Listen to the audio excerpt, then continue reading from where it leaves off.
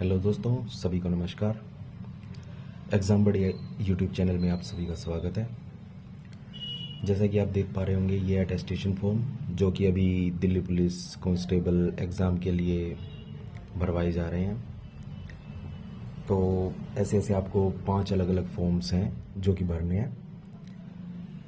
ये मैं आपको इस वीडियो में अटेस्टेशन फॉर्म के बारे में बताऊंगा कि ये कैसे भरना है, ताकि आपकी मिस्टेक्स ना हो और आपका टाइम वेस्ट ना हो।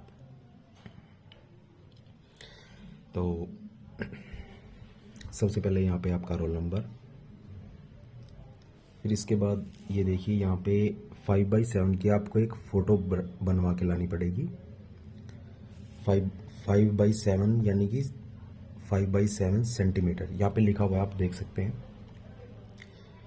तो यहाँ पे ऐसी ऐसी फ़ोटोज़ आपको 4 फ़ोटोज़ चाहिएगी, क्योंकि आपको एक ये ओरिजिनल पूरा फिल करना है। फिल करके इसकी 3 सेट और फोटोकॉपीज़ निकलवानी है। उसके बाद आपको चारों सेट पे फ़ोटोज़ पेस्ट करनी है 5x7 की, और उसके ऊपर यहाँ पे आपको क्रॉस साइन करने हैं, जो कि हाफ पेपर पे और हाफ फोटो पे आएंगे। इसके बाद आपको यहाँ पे जैसे कॉलम है, यहाँ पे आपको नाम लिखना है, यहाँ पे सरनेम। ये आप ध्यान रखना कि यहाँ पे आपको नाम ही लिखना है अपना, और यहाँ पे सरनेम। ये आगे पीछे कॉलम है तो आपको इसी हिसाब से ही भरने हैं।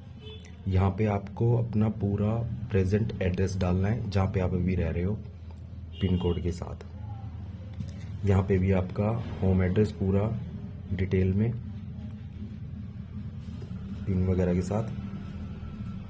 यहाँ पे आपका आधार कार्ड नंबर, यहाँ पे आपका पैन कार्ड नंबर, आपकी नेशनैलिटी जो कि इंडियन, मोस्टली सभी इंडियन होंगे, ये आपकी डेट ऑफ बर्थ, यहाँ पे आपकी प्रेजेंट एज, और यहाँ पे आएगी आपकी एज जो आपने 10th की थी उस वक्त थी।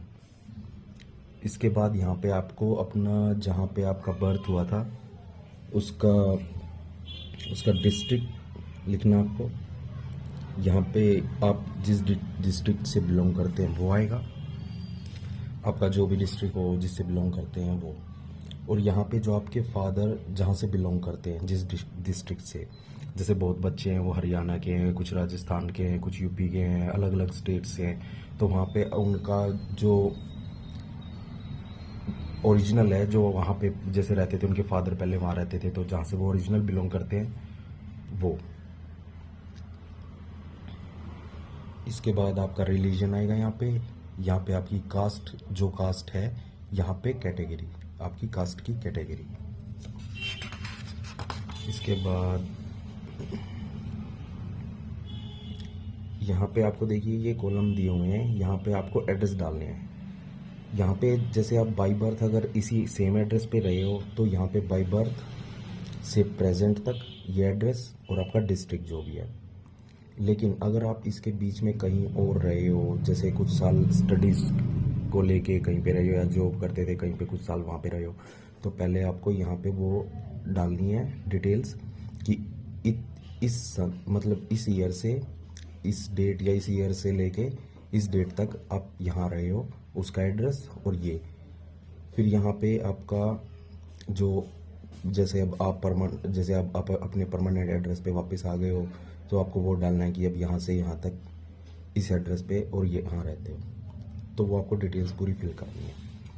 और इसके बाद आपके ये डिटेल्स हैं, ये आप फिल कर ही लोगे।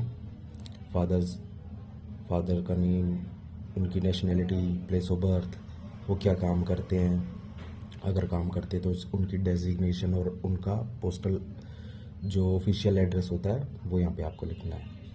शॉर्ट में लिख सकते हैं आप, ज़रूरी नहीं है कि आपको पूरा कंप्लीट ही लिखना है। जैसे कहीं पे भी जॉब करते हैं, जैसे I2 किसी डिपार्टमेंट में काम करते हैं तो वहाँ, या फिर DTC में कहीं और काम करते हैं, वो वहाँ का उनका ऑफिस का एड्रेस कोई भी शॉर्ट में दिल्ली का जो भी एरिया पड़ता है वो आप लिख सकते हैं। प्रेजेंट पोस्टल एड्रेस, यहाँ पे आपको ये कॉलम थोड़े छोटे दिए हैं, तो आप इसमें पूरे में अगर सेम जगह रहते तो सेम लिख सकते हैं। लेकिन अगर आप प्रेजेंट अलग और परमानेंट आपका अभी अलग है, तो यहाँ पे आप सिर्फ अपना डिस्ट्रिक्ट और जो स्टेट है वो लिख के यहाँ पे अपना आगे पूरा कॉलम में एड्रेस लिख सकते हैं।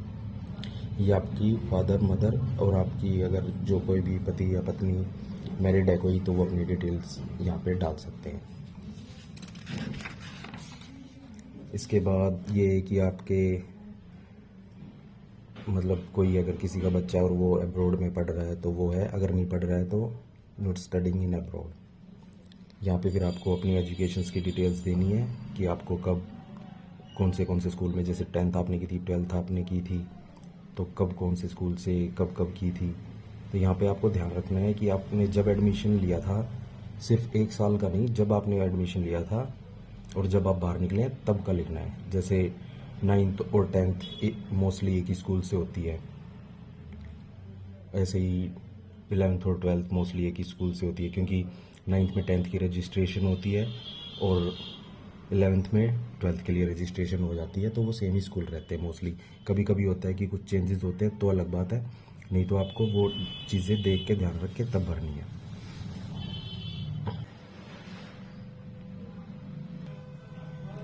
और इस वाले कॉलम में आपको ध्यान रखना है कि अगर आप कोई पोस्ट होल्ड कर रहे हैं, जैसे आप पहले से ही जॉब में, तो आपको यहाँ पे डिटेल भरनी है कि आप कौन सी पोस्ट कहाँ कौन सी डिपार्टमेंट में होल्ड कर रहे हैं और वहाँ से छोड़ने का रीज़न। अगर आप कोई जॉब नहीं कर रहे हैं तो आपको ये लिखना है, not holding any post in any office. Next पे चलते हैं। यहाँ पे देखिए ये फिर आपको कॉलम मिलेंगे।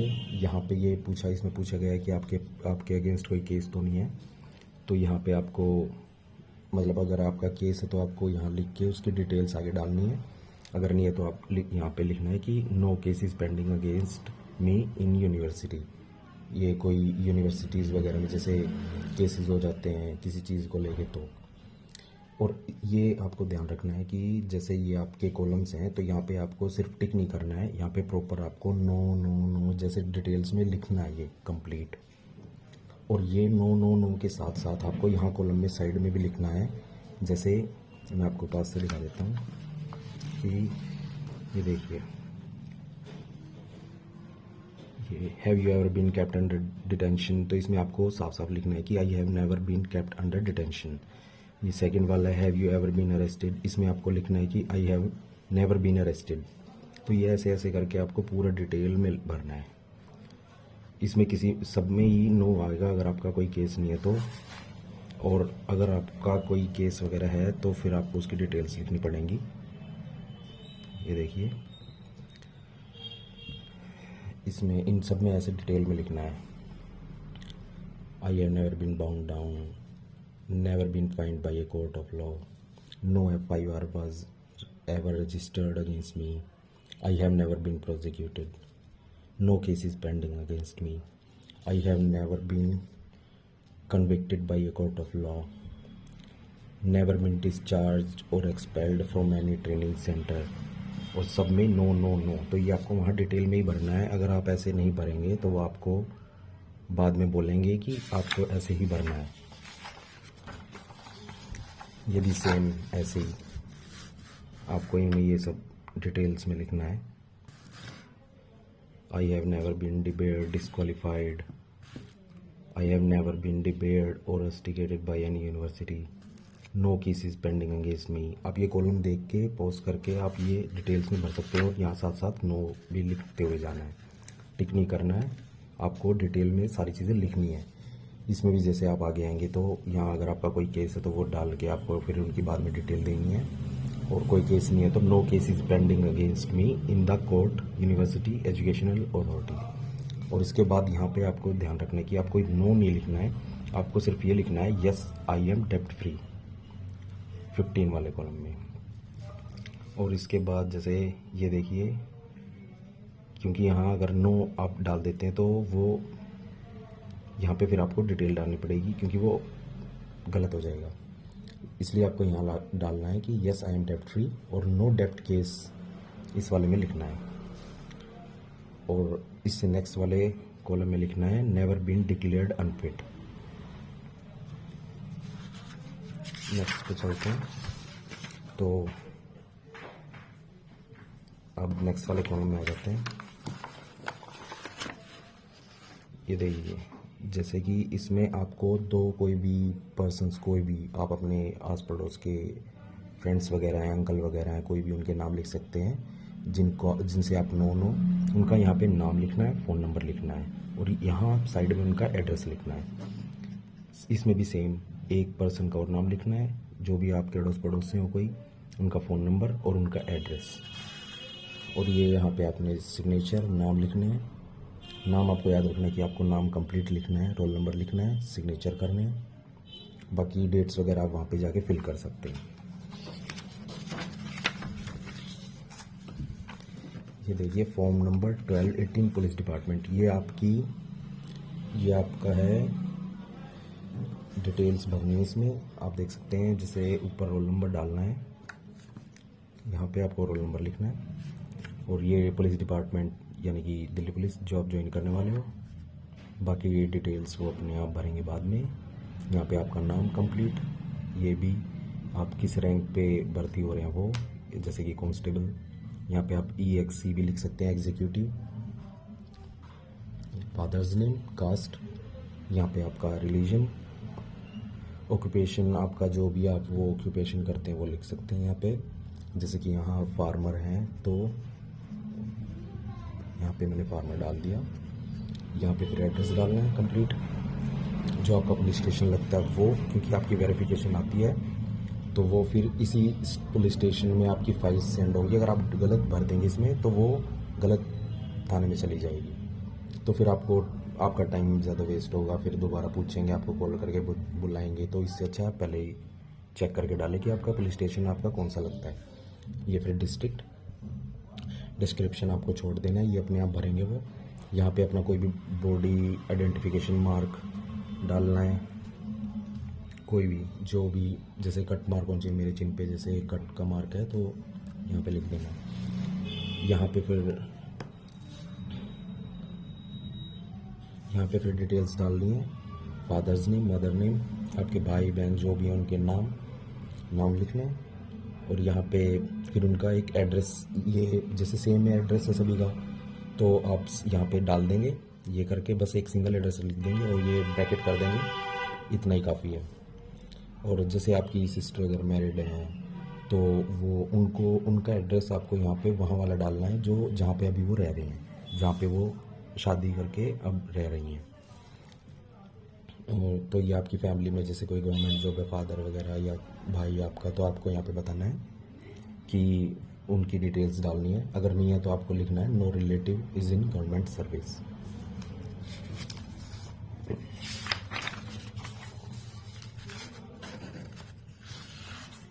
यहाँ पे आप देख सकते हैं कि यहाँ पे आपको नॉमिनी का नेम डालना है।